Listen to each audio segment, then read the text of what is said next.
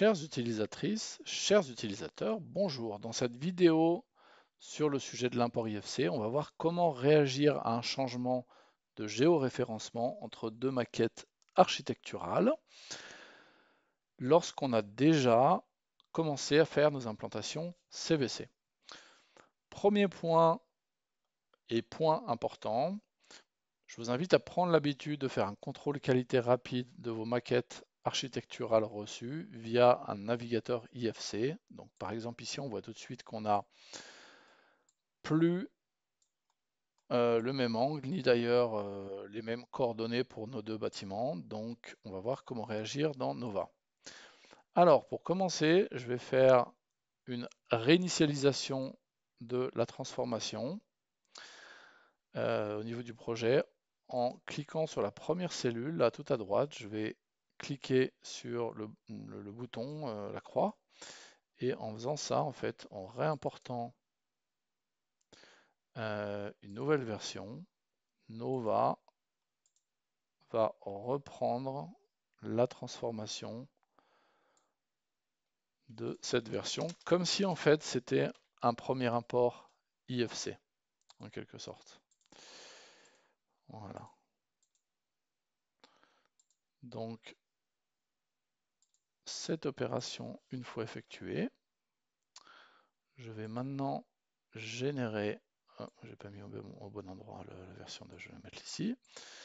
Donc maintenant, je vais générer les dessins d'étage et en fait, lorsque je vais effectuer et valider cette opération, Nova va intégrer la nouvelle transformation au projet. Allons-y. Voilà. Pour poursuivre, je vais appeler en référence ma nouvelle version, par exemple au rez-de-chaussée.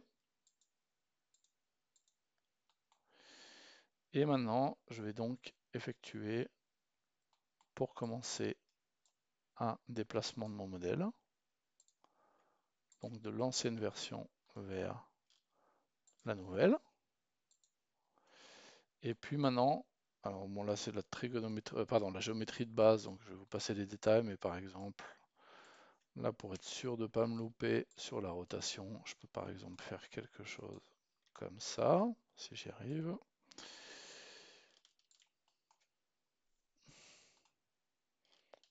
Voilà. Et ensuite, je peux appliquer ma rotation comme ceci. Une fois j'ai effectué mon déplacement et ma rotation pour un étage, je peux récupérer directement en fait les valeurs sur les autres étages, à savoir que je vais vous montrer en appelant également la référence, la deuxième version en référence. Donc maintenant, si je sélectionne mon modèle et que j'appelle la fonction déplacer, en fait Nova mémorise l'ancienne valeur de déplacement. Donc comme ça, je peux dans la foulée. Et là, c'est pareil pour la rotation, je valide. Et là, on est bon.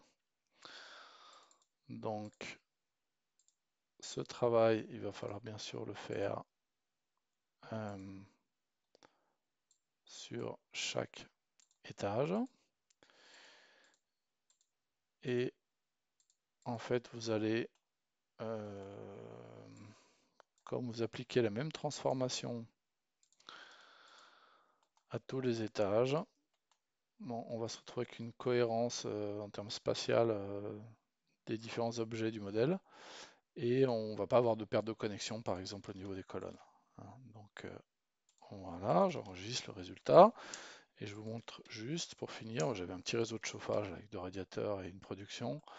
Je vous montre juste que maintenant, si je fais mon edge checker, j'ai pas de problème et je peux recalculer mon réseau sans perte de colonne. Voilà. Donc voilà une méthodologie qui vous permet donc de recaler votre modèle suite à un changement de géoréférencement. À bientôt!